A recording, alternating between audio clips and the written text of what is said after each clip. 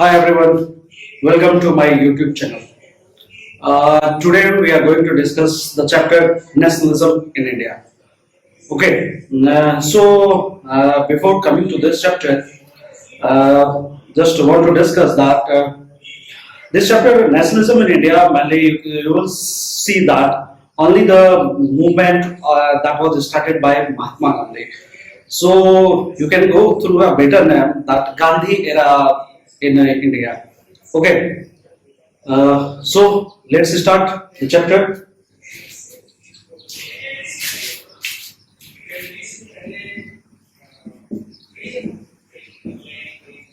Nationalism in India. Okay, so before coming to the topic, I want to discuss about the concept nationalism. What was the concept of nationalism? और अचानक से ये जरूरत क्यों पड़ी कि we are reading the term nationalism in India. So where the word came from, we will discuss for the with that ये nationalism का word इंडिया में आया कहाँ से? क्या ये इंडिया में बहुत पहले से था या महात्मा गांधी के इंडिया वापस लौटने के बाद इस वर्ड को लगाया गया या लागू किया गया या लोगों ने समझा? So before coming to the word nationalism in India, you are familiar with this. We are going to learn the event in this chapter with the year 1915. Okay, after you can say that initiating of First World War that was started in 1914. So ये 1915 के पहले थोड़ी क्या India में situations रहा इसके बारे में थोड़ी डिस्कशंस कर लेते हैं कि 1950 तक इंडिया में क्या हो चुका था. Not we are not going to the ancient और medieval India, we are talking about modern India. Modern India में कैसे अलग अलग यूरोपियंस आए और उन्होंने कैसे अपना बिजनेस को एक्सपेंड किया. You know that Britishers has entered in India in 1608, but it was not the Britishers who entered India as the first European. Britishers के पहले बड़ी इंटरेस्टिंग सी चीज है जिसमें कि यूरोपियंस में सबसे पहले इंडिया में 1419 I think you are familiar with this date that 1419 Vasco da Gama has discovered the way of India. बड़ी आपको आश्चर्य चीजें लगती होगी कि ये इंडिया का रूट कैसे खोजा गया, क्या इंडिया इसके पहले हिडन था? बिल्कुल नहीं, इंडिया हिडन नहीं था. एक्चुअल में जो इंडिया में आप अगर मैप देखेंगे, it is not possible to draw here, किसी और क्लास में हम देख लेंगे. तो इंडिया के जो रूट थी सी रूट इंडिया के यूरोप से कनेक्टिविटी नहीं थी. तो 1498 में पोर्तुगीज सेलर था वास्को डी गामा, उसने इंडिया का सी रूट खोजा और उसके बाद सिचुएशन बहुत बदलने लगी. इंडिया में चूंकि स्पाइसेस इंडिया के यूरोप के मार्केट में बहुत ज्यादा डिमांड हुआ करती थी और ये स्पाइसेस यूरोप के कंट्री में थ्रू अरब सेलर्स या अरब बिजनेसमैन या अरब मर्चेंट्स जो भी आप कहें उनके थ्रू पहुंचता था. तो ये थोड़ी महंगी हो जाती थी क्योंकि आपने परचेज किया सपोज और आपने किसी और को सेल किया. फिर या मैं बेटर एग्जांपल के साथ आपको बता देता हूं. सपोज एक अरब व्यापारी है, अरेबियन है. इस अरेबियन ने एक इंग्लिशमैन ई को सेल किया. फिर ये इंग्लिशमैन या पोर्टुगीज कुछ भी है, इसने फिर ले जाके अपने कंट्री में सेल किया. सो इसकी एक अलग मार्जिन, इसकी एक अलग मार्जिन और फिर थर्ड कंट्री में जाती थी तो चीजों के प्राइस महंगे हो जाते थे. अगर प्रॉफिट की अगर बात करें तो ए और ई दोनों बहुत ज्यादा प्रॉफिट कमाते थे क्योंकि यूरोप के मार्केट में Indian goods, Indian spices, Indian cotton clothes की बहुत ज्यादा डिमांड हुआ करती थी. बट अब ये जो इंग्लिशमैन है इसने सोचा कि ये जो मैं मीडिएटर का कंसेप्ट है इसको मैं खत्म करना है या हमें खत्म करना है. तो इसके लिए इन लोगों ने रूट फाइंड करना शुरू किया इंडिया का. चूंकि वो हिंदुकस का जो रीजन है मैं किसी और क्लासेस में आपको दिखाऊंगा मैप के साथ कि उस रीजन्स को वो जो डिफिकल्ट कॉम्प्लिकेटेड एरिया था वो वहां से री इंटर करना चाहते थे. वो एक ऐसा रास्ता ढूंढना चाहते थे कि इंडिया में शिप के थ्रू ट्रेड हो सके. और पोर्टुगीज वास्को डी गामा ने 1498 में इंडिया का वो रूट फाइंड किया और उस रूट को फाइंड करने के बाद कहते हैं कि जब वास्को डी गामा अपनी कंट्री में वापस लौटा पुर्तगाल में पोर्टुगीज तो उसने लगभग 200% से ज्यादा का प्रॉफिट कमाया. ये एक यूरोप के लिए एक बहुत बड़ी न्यूज थी और यूरोप के मार्केट में अब लोगों को लगने लगा कि we can trade with India directly. Why we will go for the sub mediators just like us Arab people. Portuguese आए, फिर डच आए, डेन आए, फ्रांसीसी आए, ब्रिटिशर्स आए. ठीक है, सबसे पहले पोर्टुगीज आए थे इंडिया में और ये बड़ी इंटरेस्टिंग सी चीज है कि ये सबसे लास्ट में इंडिया में से गए 1961 में. हाँ, ये आपको याद होगा 1961, it is the year after independence. India में पोर्टुगीज का दबदबा गोवा को इन्होंने कैप्चर करके रखा था, तो 1961 तक रहा, गोवा के ही एरिया में, वेस्ट पार्ट में नहीं। तो 1961 ये लास्ट तक गए। तो अलग अलग इंडिया में पोर्टुगीज की हम लोग बात कर रहे थे कि पोर्टुगीज आए, डच आए, डेन आए, फ्रांसीसी आए और ब्रिटिशर्स भी आए। ठीक है, 1608 में ब्रिटिशर्स का पहला जो एजेंट था Hawkins, he entered into India, और ये हॉकिंस जो था is a very good you can say that he is having very good knowledge of Farsi language. तो on that time Jahangir was the ruler of India. Mughal सल्तनत चल रहा था 1600 century, 1525 में बाबर के बाद जो है जहांगीर आता है। तो इसके बाद जहांगीर, हालांकि सॉरी बाबर हुमायूं, उसके बाद जहांगीर आता है। तो इसके बाद जो है इस समय वो बहुत ज्यादा अपने और भी समय 1490 में पोर्तुगीज इंडिया से ट्रेड कर रहे हैं। तो ये नहीं चाहते हैं कि ब्रिटिशर्स इंडिया में ट्रेड करे, बट सिचुएशंस उसमें हालात ऐसे कुछ बन रहे हैं। We will go through that one when we will start with the medieval India और later medieval India, then we will learn about that once. बस मैं अभी शॉर्ट में बता दे रहा हूँ, just because we have to focus the chapter nationalism in India, और इसमें बहुत ज्यादा कुछ पढ़ना आपको इस कंसेप्ट में नहीं है। बस मैं एक थोड़ी स्टोरी बता देता हूँ कि उस समय हालात ऐसे कुछ रहे कि जहांगीर ने परमिशन दे दिया और ब्रिटिशर्स ने अपनी फैक्ट्री एस्टैब्लिश कर दी। यहां तक ठीक ठाक है, अपनी फैक्ट्री एस्टैब्लिश कर दी। इंडिया क्यों आए थे Britishers? They come here for the you can से the trade from the India, और अपनी कंट्री में जाके ह्यूज प्रॉफिट कमा सके। ठीक ठाक है, सिचुएशंस बदलते रहे। After the death of Aurangzeb, क्या कितने में डेथ हुई? 1707। ऐसा कोई मुगल एम्पायर रहा नहीं जो कि पूरे कंट्री के पावर को होल्ड कर सके, या कह सकते हैं कि दबदबा अपना बनाए रख सके, जैसा कि औरंगजेब या उसके पहले के मुगल एम्पायर ने बना के रखा था। तो औरंगजेब के डेथ होने के बाद मुगल एम्पायर या इंडिया का जो थ्रोन था वो कमजोर होता गया, और इसका फायदा ब्रिटिशर्स ने उठाया। और 1757, 1764 battle of Plassey and battle of Buxar, इसके बाद ब्रिटिशर्स ने अपनी पोजीशंस इंडिया में बहुत ज्यादा मजबूत कर ली, and they have now decided कि इंडिया के साथ अब ट्रेड, सिंपल ट्रेड नहीं करना है इंडिया में, now we have to rule. और 1764 के बाद इंडिया में उन लोगों ने ट्रेड का कंसेप्ट, सिर्फ ट्रेड का कंसेप्ट खत्म कर दिया, और उन लोगों ने अपना रूल स्टार्ट कर दिया। कह सकते हैं या रूल या बिजनेस जो है थ्रू पावर स्टार्ट कर दिया। ओके, इसके बाद सिचुएशंस आया। We are going through the major years, हम एक एक डेट को नहीं पढ़ेंगे, we will come to the history for class 8। तो अगर आपको दिख रही होगी तो you can go through my YouTube, जब हम उसके बारे में बात करेंगे we will discuss about that each and every date that is important to modern India. ठीक है, इसके बाद सिचुएशंस आई इंडिया में 1857। I think you are very familiar with this date. इस डेट में इंडिया में पहला रिवोल्ट हुआ, और इस रिवोल्ट के बाद इंडिया की सिचुएशंस एक बहुत अलग से बदल गई। ठीक है, तो we are focusing about the nationalism. थोड़ी इसकी बात कर लेते हैं, इसके बाद हम इस टॉपिक पे आते हैं कि 1857 में आपने पढ़ा होगा what are the reasons for failure of 1857 revolt, इन सारी चीजों को हम देखते हैं। तो we are now focusing to the nationalism, इसके बारे में हम अलग 1857 के बाद फिर से थोड़ी सी ब्रिटिशर्स हिस्ट्री को कंटिन्यू करेंगे। तो नेशनलिज्म वर्ड था क्या?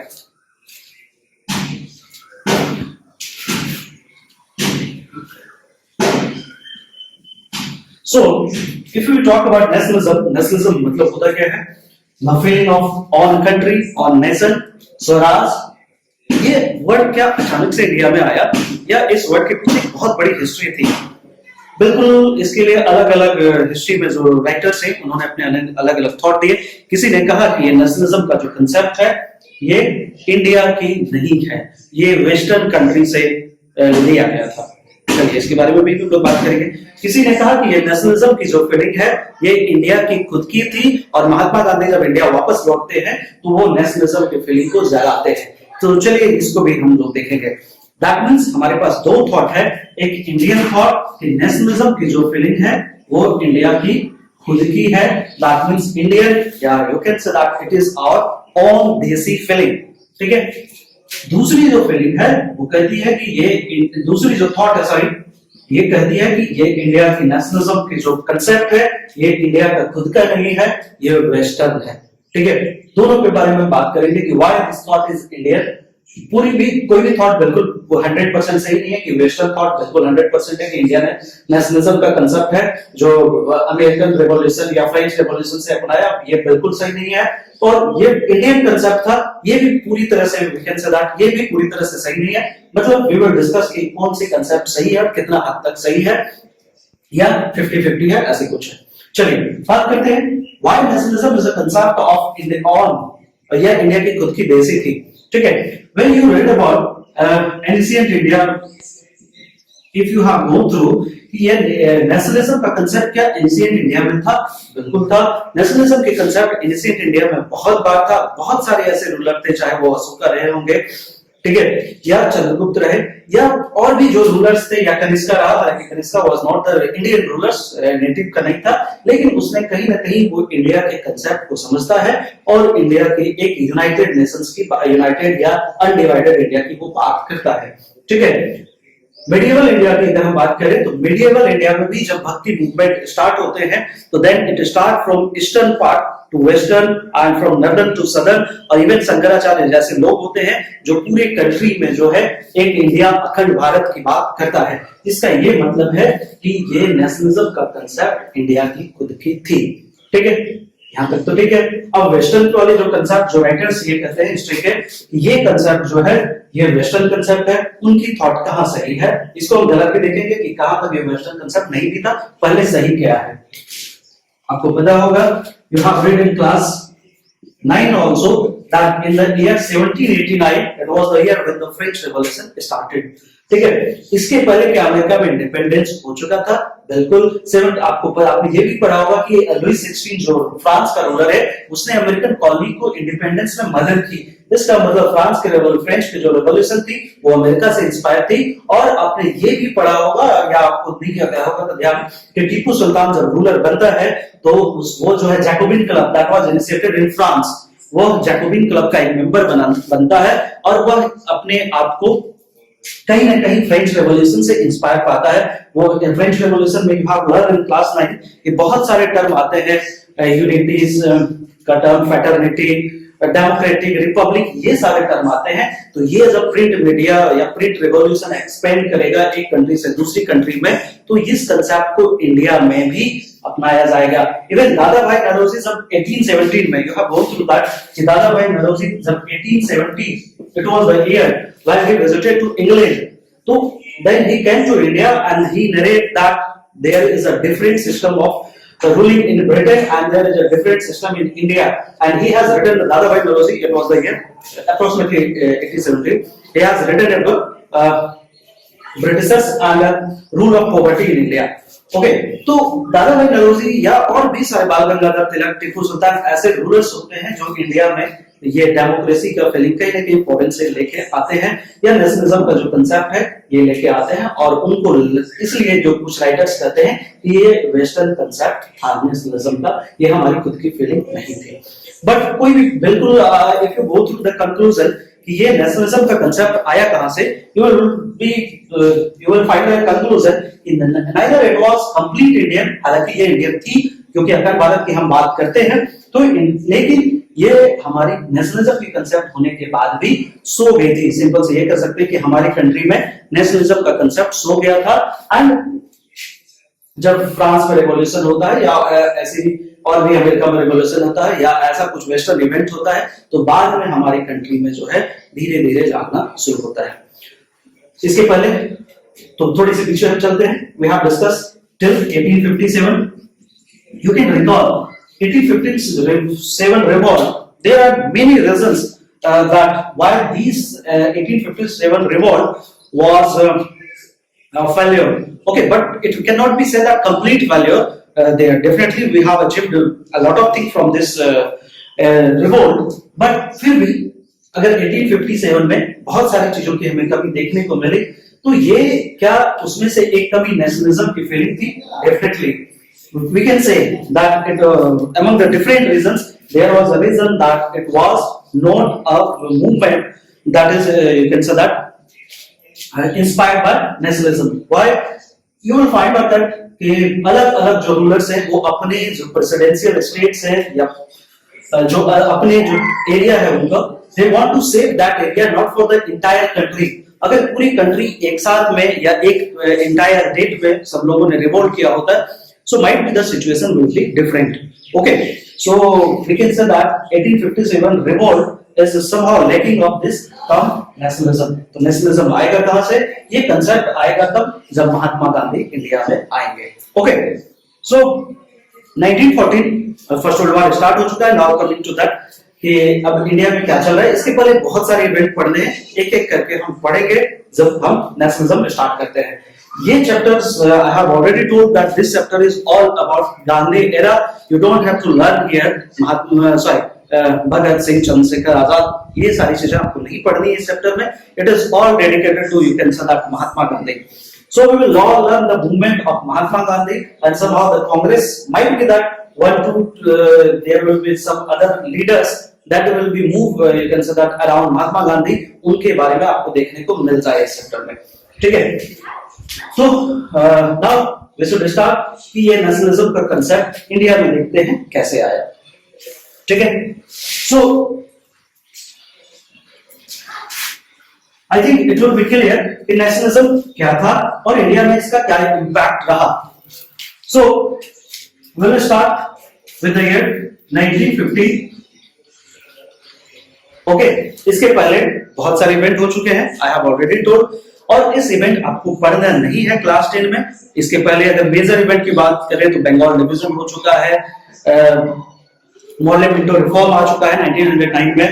तो उसको हम लोग जब साइमन कमीशन पढ़ेंगे तब उनको एक बार पहले से और हिस्ट्री जो है फिर से रिकैप करेंगे जो बीच में इवेंट हुए, क्योंकि साइमन कमीशन तभी हम पढ़ेंगे जब मॉडल मिंटो रिफॉर्म पढ़ेंगे, उससे रिलेटेड है। बट अभी हम स्टार्ट करते हैं नेशनलिज्म। तो 1950 Gandhi ji came back to India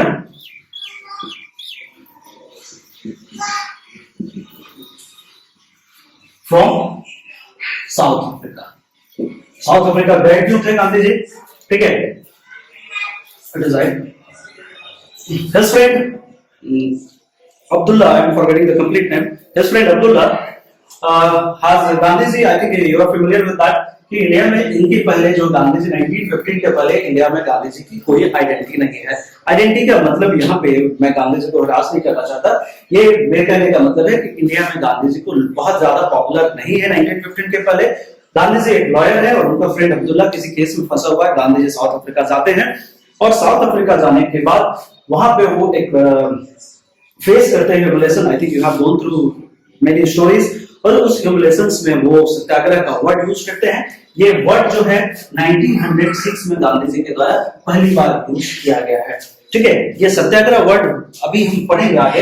हालांकि ये वर्ड गांधी जी के द्वारा सत्याग्रह यूज किया गया, but it was the not a word that was started by Gandhi ji. ये उनका नेफ्यू है, खुद का नेफ्यू नहीं है, मतलब कजन है।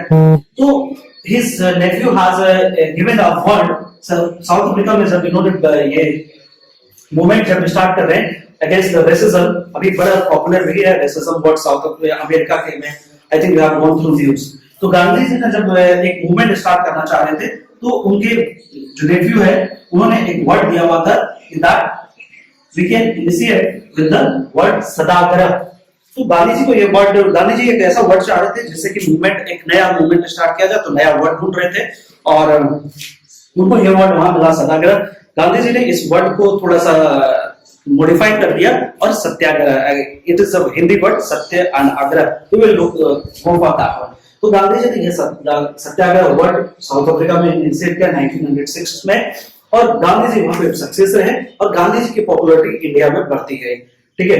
क्योंकि उसमें न्यूज़पेपर छपते हैं, it was not like WhatsApp, newspaper, WhatsApp, Facebook अभी की तरह बहुत ज्यादा पॉपुलर तो नहीं है, लेकिन इंडिया में जब लोग न्यूज़पेपर पढ़ते हैं, और एक इंडिया का आदमी जिसने साउथ अफ्रीका में ब्रिटिशर्स को झुका दिया या बहुत हद तक सक्सेस रहा जब वो ये ऐसे काम करता है, तो इंडियन मीडिया में गांधी जी को कह सकते हैं कि स्टार की तरह ट्रीट किया जा रहा है। 1915 में गांधी जी इंडिया वापस आते हैं। इंडिया वापस आने के बाद गांधी जी की वेलकम होती है। इस समय तक इंडिया में क्या चल रहा है, इंडिया में बहुत सारे सिचुएशन से छोटे मोटे मूवमेंट चल रहे हैं, रिवॉल्यूशनरी मूवमेंट भी चल रहे हैं कुछ भी, ठीक है। और गांधी जी को भी ज्वाइन करने का बहुत सारा ऑफर मिलेगा, क्योंकि उन्होंने सत्याग्रह वहां पे इनिशिएट किया है। तो गांधी जी के पास बहुत सारे ऑप्शन है इंडिया में ऐड करने के लिए या अपने आप को खुद को किसी में शामिल करने के लिए। यहाँ पे जो भी मूवमेंट उस समय चल रहा है उसमें से एक सबसे ज्यादा पॉपुलर है home rule league. Okay, so home rule league चल रहा है। We will not discuss too much about that one, क्योंकि आपके क्लास में पढ़ना नहीं है, ठीक है। बस मैं आपको ये इतना ही बता देता हूँ कि home rule league Annie Besant and बाल गंगाधर तिलक के द्वारा चलाया गया था। ये होम रूल लीग था क्या? क्योंकि 1914 में वर्ल्ड वॉर स्टार्ट हो गया, क्लास 9 में आपने पढ़ा होगा। इसमें वर्ल्ड वॉर स्टार्ट होने के बाद कुछ लोगों को लगा, या बाल गंगाधर तिलक जैसे या एनी बेसेंट जैसे लोगों को लगा कि it is the best time जब हम ब्रिटिशर्स को डिफेंड कर सकते हैं या अपनी कंडीशंस को मनवा सकते हैं। अब गांधी जी की थ्योरी कुछ अलग थी। गांधी जी जब आए तो गांधी जी को भी कहा गया कि you can join home rule league. हालांकि गांधी जी की थ्योरी अलग थी।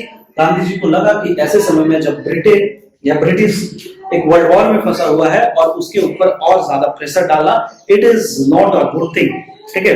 तो गांधी जी ने कोई भी मूवमेंट जोड़ने से पहले गांधी जी इंडिया को देखना चाहते थे अच्छे से। अभी तक गांधी जी ने जैसे गुजरात से रिलेटेड थे, हो सकता है कि वो बहुत ज्यादा अच्छे से घूमे नहीं हो, या उनको एक अरसा हो गया है और इंडिया की पॉलिटिक्स को वो समझते नहीं है।